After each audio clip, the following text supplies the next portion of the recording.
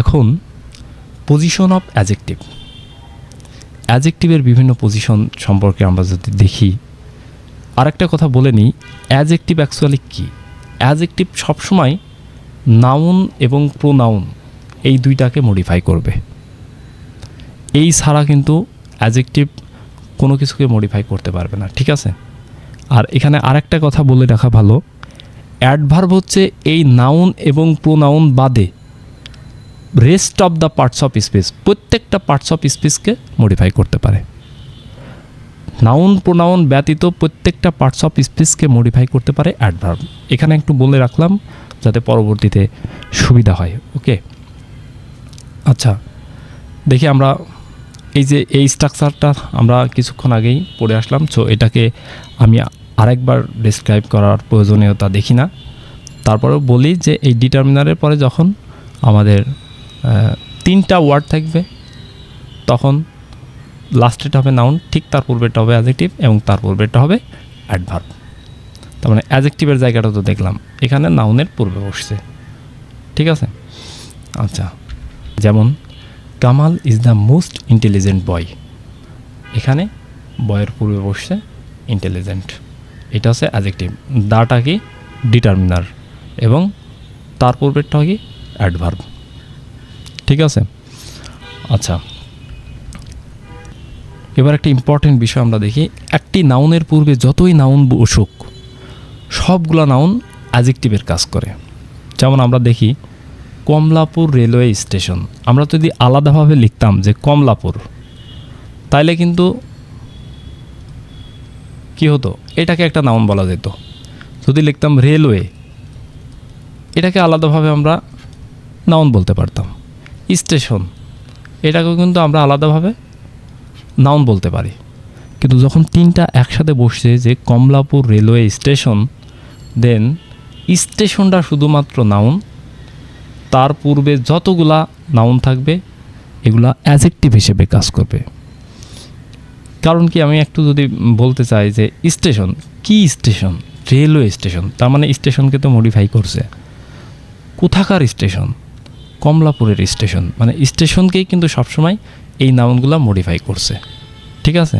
অর্থাৎ একটি নাউনের পূর্বে যতগুলো নাউনই বসুক না কেন সবগুলা নাউন অ্যাডজেক্টিভ হিসেবে কাজ করে, ঠিক আছে। তারপরে যদি দেখি আমার সেই ছোটোকালের স্কুল কামালপুর হাই স্কুল, এই স্কুলটা হচ্ছে নাউন এবং তার পূর্বে যেই দুইটা আছে এই দুইটা অবশ্যই অ্যাডজেক্টিভ হিসেবে কাজ করবে, ঠিক আছে। তারপরে নাউন অ্যাকচুয়ালি দুইভাবে কাজ করতে পারে, যেমন একটি নাউনের পূর্বে বসে তাকে মডিফাই করতে পারে।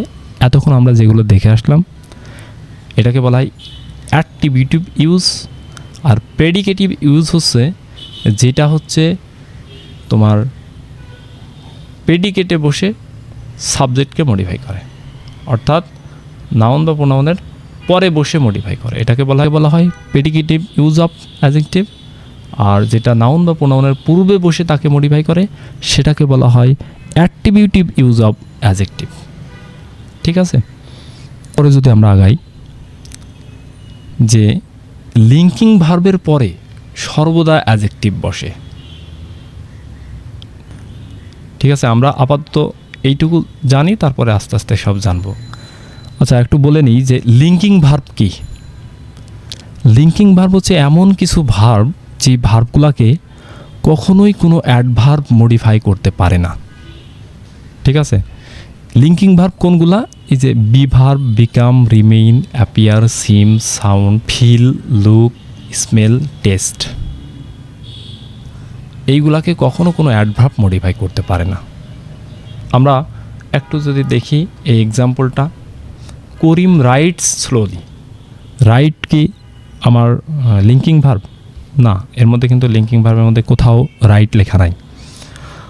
অর্থাৎ যেহেতু লিঙ্কিং ভার্ব না, এরপরে একটা অ্যাডভার্ব বসতেই পারে তাকে মডিফাই করার জন্য। যেমন করিম রাইট স্লোলি, করিম ধীরে লিখে, অর্থাৎ লেখাটাকে মডিফাই করছে। কিন্তু পরবর্তী এক্সাম্পলগুলো যদি আমরা দেখি, যে করিম রিমেইন সাইলেন্ট, এই রিমেইনটা কিন্তু আমাদের কি লিঙ্কিং ভার্ব। এই যে তার মানে এখানে কিন্তু সাইলেন্টলি দিলে ভুল হবে, কারণ সাইলেন্টলি একটা অ্যাডভার্ব। অ্যাডভার্ব থাকার অর্থ কি? এ নিশ্চয় ভার্বকে মডিফাই করছে, তাই তো? করিমকে তো মডিফাই করবে না, কারণ নাউনকে মডিফাই করে কি? অ্যাডজেক্টিভ। তার মানে আমার এখানে যদি একটা অ্যাডভার্ব রাখতেই হয়, সেটা অবশ্যই এই ভার্বকে মডিফাই করবে, তাই না?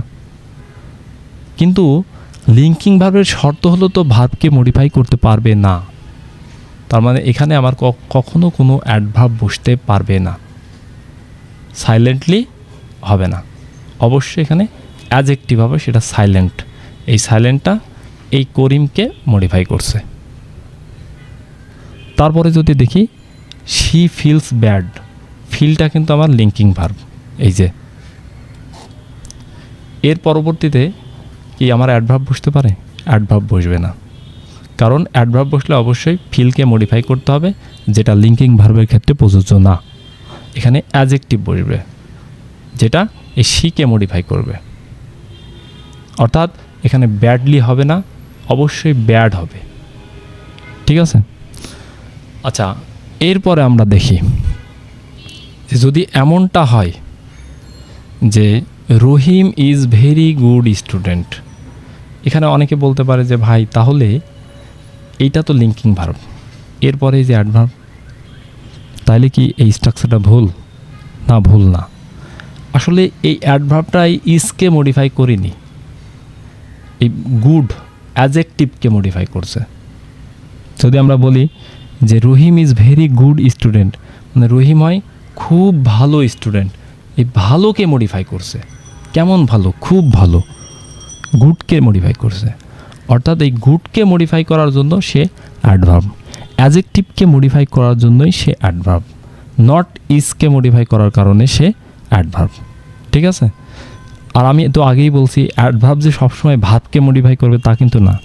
নাউন এবং প্রোনাউন ব্যতীত প্রত্যেকটা পার্টস অফ স্পিচকে মডিফাই করার অ্যাবিলিটি অ্যাডভার্বের আছে। ঠিক আছে? তার মানে আমাদের কোনো অ্যাডজেক্টিভ যদি পরে থাকে তাহলে তার পূর্বে অ্যাডভার্ব বসতে পারে, এর আগে লিঙ্কিং ভার্ব থাকা সত্ত্বেও। ঠিক আছে? যেমন এই স্ট্রাকচারটা ওইভাবে হয়েছে।